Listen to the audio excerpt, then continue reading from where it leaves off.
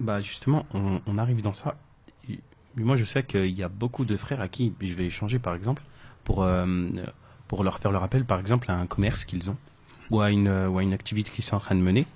Et quand on leur explique, t'es conscient que t'as pas à faire ça, c'est malhonnête, ou bien tu t'es pas sûr, etc., ils vont justifier ça par, euh, je recite le terme exact, ils vont dire, frère, la vie, elle est pas facile. Mm.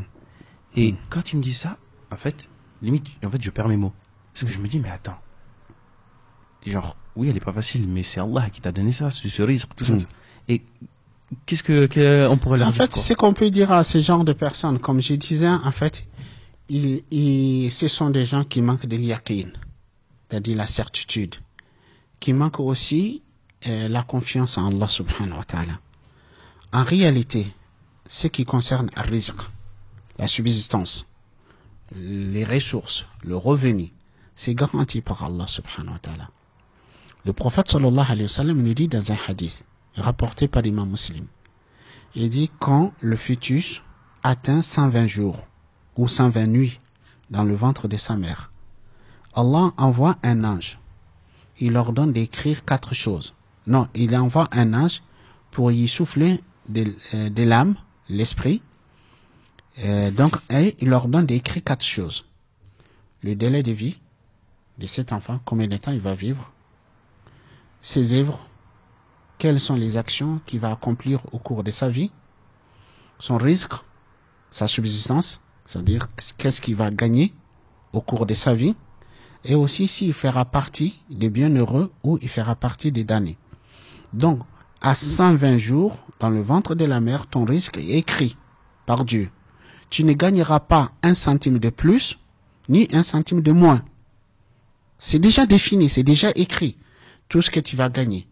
Donc, c'est pour cette raison, la personne qui a la certitude, qui a l'yaqin, qui a la confiance en Allah, il va chercher son risque d'une manière honnête et licite. Il va gagner ce que Allah lui a destiné. Donc, le fait de tricher, voler, être malhonnête, entreprendre des activités qu'on sait que c'est haram, de dire oui, la vie n'est pas facile et qu'on pense que ça va nous permettre de gagner plus, en réalité, c'est une illusion. On ne gagne que ce que nous a été destiné par Allah subhanahu wa ta'ala. Et le prophète sallallahu alayhi wa sallam dit Inna ruha al-Qudusi nafatha fi rawhi annahu lan tamuta nafsun hatta tastawfiya rizqaha wa ajalaha fattaqullaha wa ajmilu fi talab. Le prophète sallallahu alayhi wa sallam dit l'Esprit Saint, en parlant de Jibril alayhi salatu wa salam, l'Esprit Saint m'a insufflé qu'aucune âme ne mourra avant d'épuiser le risque qui lui est destiné par Dieu et le délai de vie qui lui est accordé par Dieu. On est mort, c'est-à-dire à 4 mois dans le ventre de la mère, ton risque et le délai de vie que tu vas vivre, c'est écrit. Tu ne mourras pas avant d'épuiser ce que Allah t'a destiné comme risque. 1 centime ne manquera pas, tu ne gagneras pas 1 centime de plus, et aussi avant d'épuiser le délai de vie qui t'est accordé par Dieu. 1 minute ou 1 seconde ne manquera pas de ce qui a été fixé par Dieu. Tu ne gagneras pas 1 seconde de plus de ce qui a été fixé par Allah. Donc, quand il y a la certitude en cela, à quoi bon de se montrer malhonnête, de se montrer tricheur, de mentir, de voler en croyant que tu vas gagner plus. Tu ne gagneras pas plus. Donc, le prophète dit Fattaqullah, craignez Dieu. Wa ajmilu fi talab. Cherchez vos risques de la plus belle manière, de la plus belle façon. Et j'ai un récit, une anecdote. On rapporte qu'un jour, Imam Ali, radiallahu anhu, en se rendant à la mosquée, il était sur un mulet. Il arrive devant la mosquée, il donne les rênes de son mulet à un homme. Il dit, garde-moi mon mulet, je vais prier, je reviens. Il rentre dans la mosquée, il prie. Et avant qu'il ne sorte, la personne à qui il avait confié le mulet, il a enlevé les rênes, le corps de les rênes des mulets, il a volé, il est parti avec.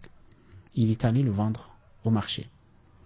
Et Imam Ali sort, il trouve son mulet sans les rênes. Il avait 2 dirhams Il donne à un homme, il dit, écoute, tu vas m'acheter une corde au marché, je vais en faire une reine pour ma monture. Et cet homme, il va au marché, il trouve le voleur au marché, il est en train de vendre. Il dit, combien tu vends ça? Il dit, 2 dirhams. Il lui donne 2 dirhams, il ramène. Il ramène. Quand il le ramène, Imam Ali, quand il va, il trouve que c'est le reine qu'il avait sur sa monture. Il dit, mais subhanallah, il dit, cet homme, j'avais l'intention, au moment où je rentrais à la mosquée, qu'en sortant, comme il m'a rendu service, je vais lui donner les 2 dirhams. Il dit, mais il s'est précipité, hein, c'était son risque, qu'il était destiné par Dieu, mais il s'est précipité, il a cherché par le haram, il a gagné par un bien haram, puisqu'il a volé. S'il avait cherché dans le halal, il aurait gagné aussi dans le halal. Subhanallah. Et est-ce que tu peux redéfinir, définir c'est quoi le rizq?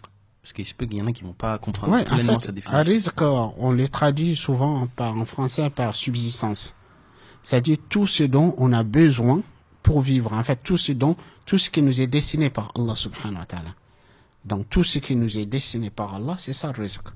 Donc, et ce risque, c'est défini par Dieu. Comme j'ai dit, c'est défini par Dieu. On ne gagne pas 1 centime de plus ni 1 centime de moins. Ouais, c'est défini. Donc, mais aujourd'hui, beaucoup de gens, comme ils ignorent, ou bien même quand ils entendent, ils n'ont pas la certitude, puisqu'il y a des gens qui finissent par se convaincre, de dire oui, en mentant, en trichant, en volant, ils gagnent. En réalité, ils ne gagnent que ce qui leur a été destiné par Dieu.